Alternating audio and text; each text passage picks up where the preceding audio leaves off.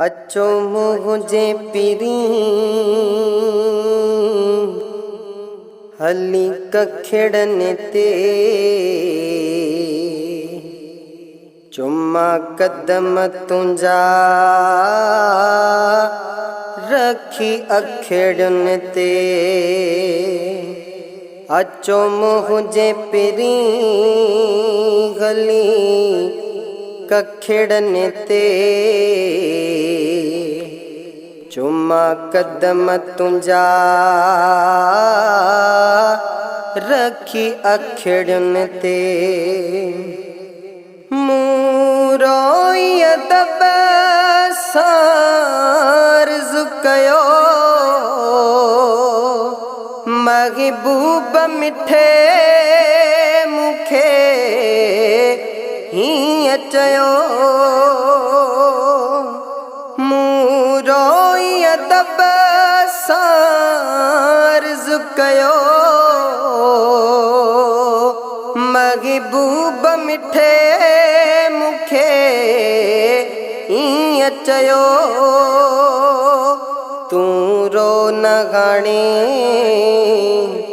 तोड़े ईंदासी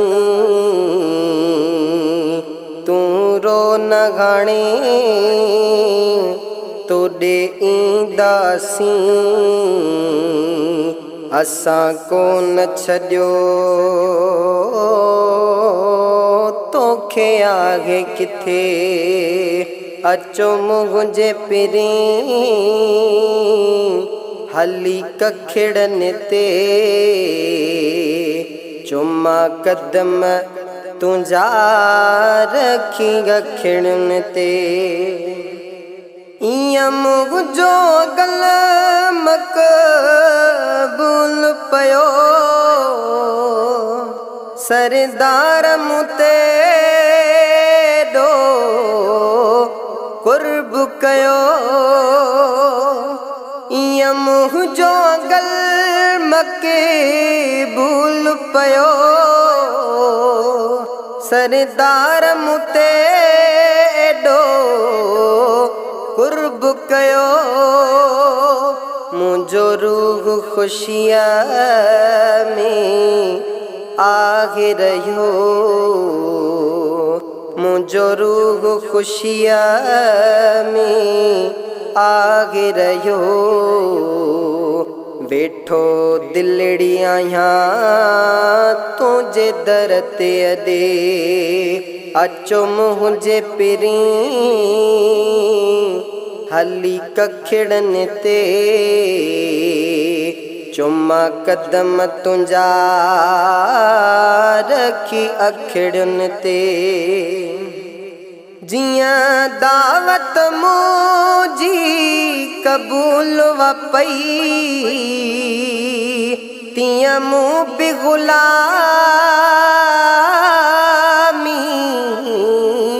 आगे कई। जियां दावत मुझी कबूल व पई तियां मुँह भी गुलामी आगे कई। खणी गुलड़ा बिठो वया मां बिगड़े चमे कार कया वडा रस्तन ते। अचो मुझे पिरी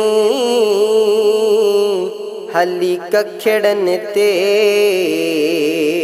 चुम्मा कदम तुंजा रखी अखेड़न ते।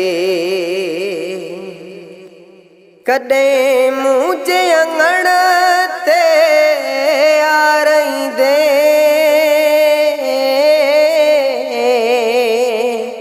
महबूब मिठा में मान थी दे। कदे मुझे अंगण ते आ रही दे महबूब मिठा में मान थी दे। घोरिया बार बच्चा सबू तोता सदे घोरिया बार बच्चा सबू तोता सदे ईगो कुर्ब कयो आवा जडेड़न ते अचो मुझे पिरी गली कखिड़न ते चुम्मा कदम तुंजा रखी अखिड़न ते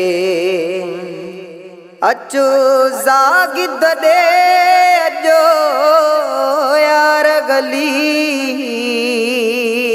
तोले वरड़ सजाई आगे गली अचो जागिद दे अजो यार गली